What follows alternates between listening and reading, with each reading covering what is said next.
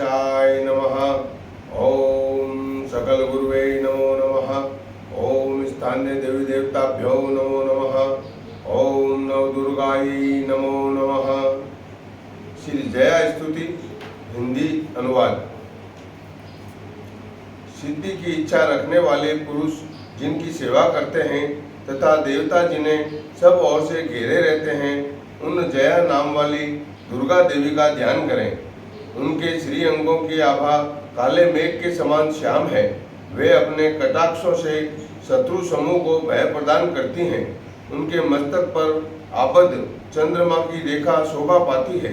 वे अपने हाथों में शंख, चक्र, कृपाण और त्रिशूल धारण करती हैं। उनके 3 नेत्र हैं। वे सिंह के कंधों पर चढ़ी हुई हैं और अपने तेज से तीनों लोकों को परिपूर्ण कर रही हैं।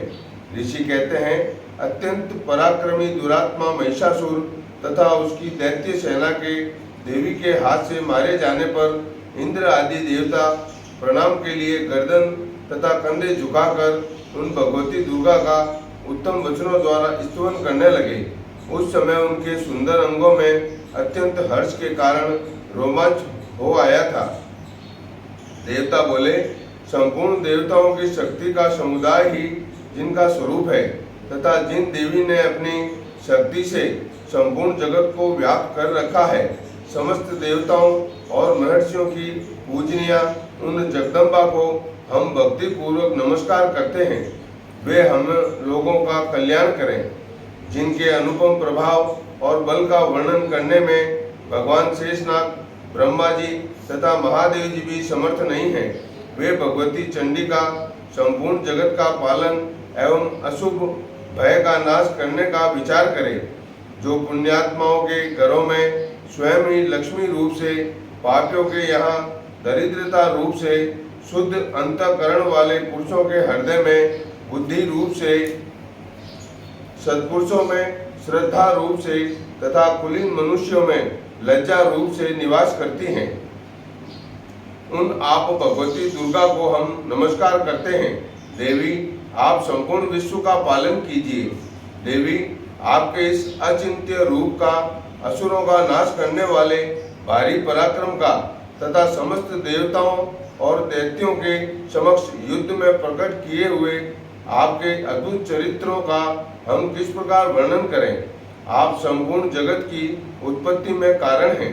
आप में सत्वगुण, रजोगुण और तमोगुण, ये तीनों गुण मौजूद हैं, तो भी दोषों के साथ आपका संसर्ग नहीं जान पड़ता।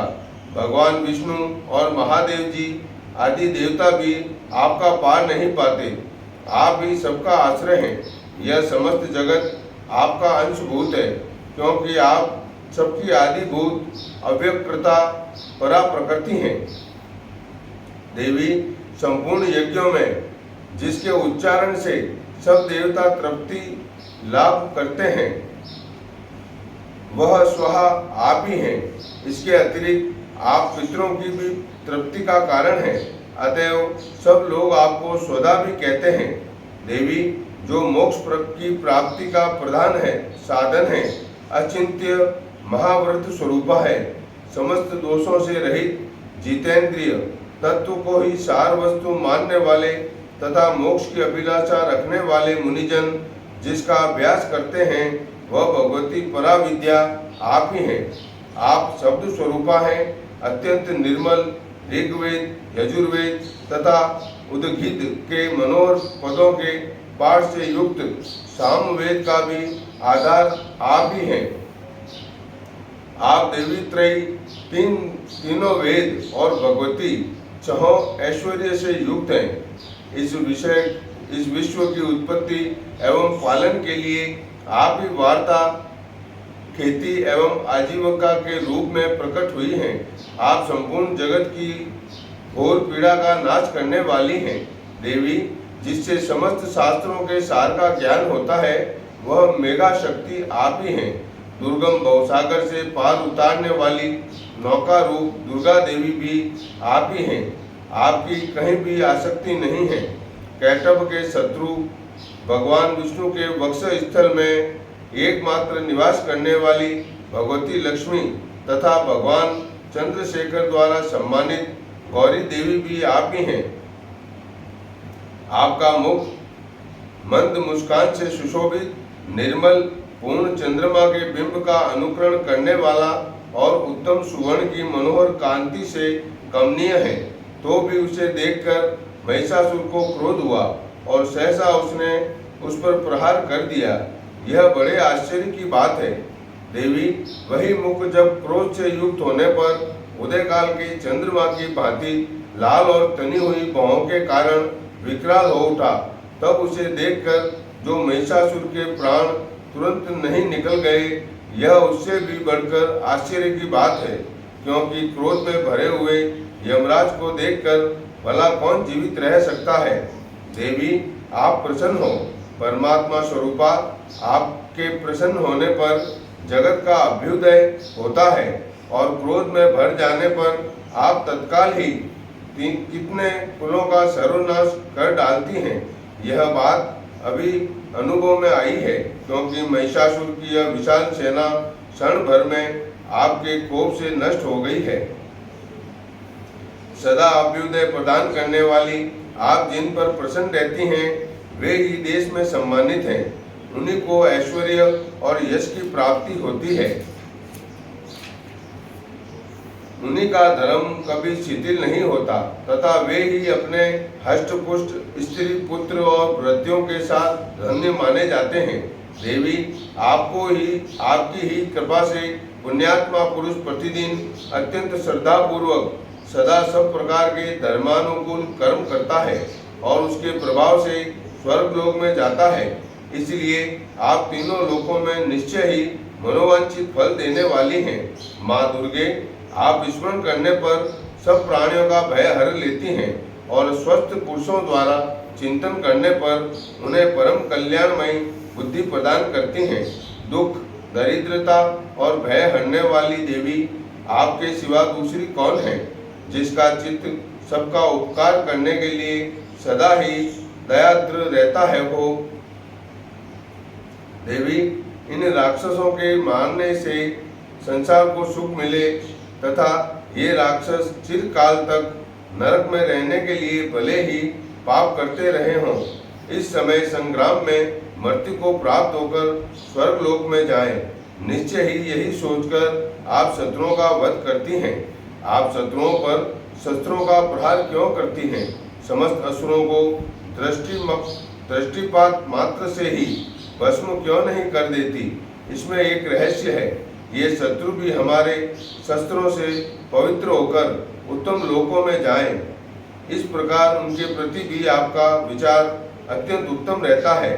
खड्ग के तेजह पुंज की भयंकर दीप्ति से तथा आपके त्रिशूल के अग्रभाग की घनीभूत प्रभा से चौंधियाकर जो असुरों की आंखें फूट नहीं गई, उसमें कारण यही था कि वे मनोहर रश्मियों से युक्त चंद्रमा के समान आनंद प्रदान करने वाले आपके इस सुंदर मुख का दर्शन करते थे।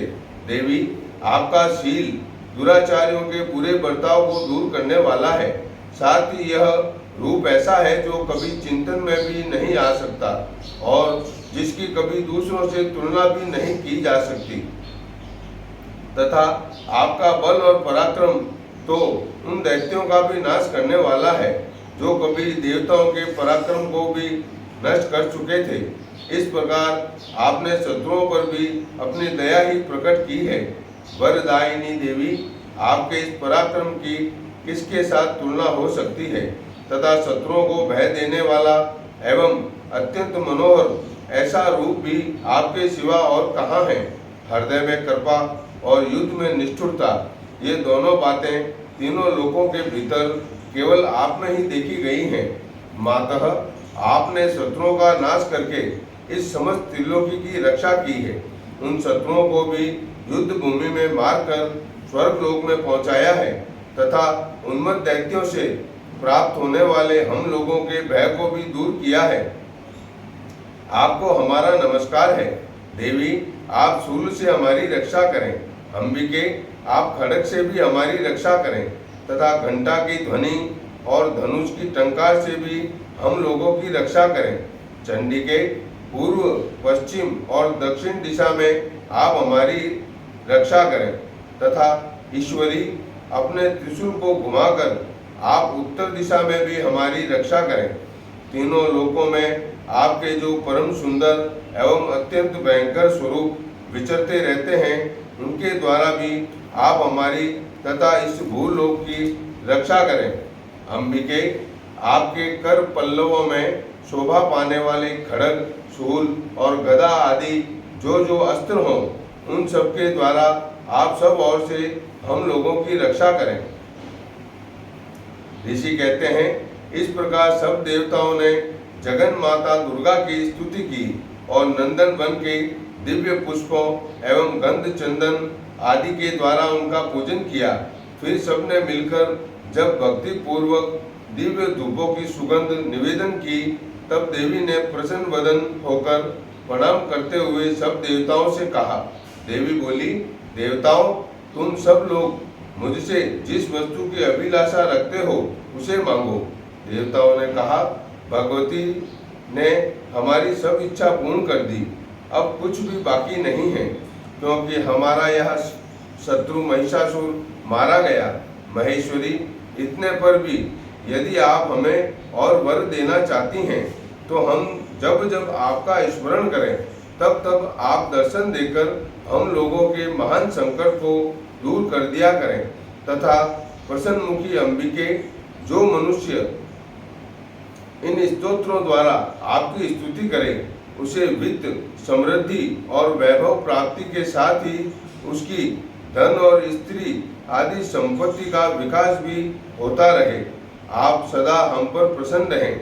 ऋषि कहते हैं, राजन, देवताओं ने जब अपने तथा जगत के कल्याण के लिए भद्रकाली देवी को इस प्रकार प्रसन्न किया, तब वे तथास्तु कहकर वही अंतर्धान हो गई। इस प्रकार श्री मार्कंडेय महापुराण में देवताओं द्वारा की गई जया स्तुति पूर्ण हुई। ओम श्री नवदुर्गायै नमः। ओम श्री जया देव्यै नमः।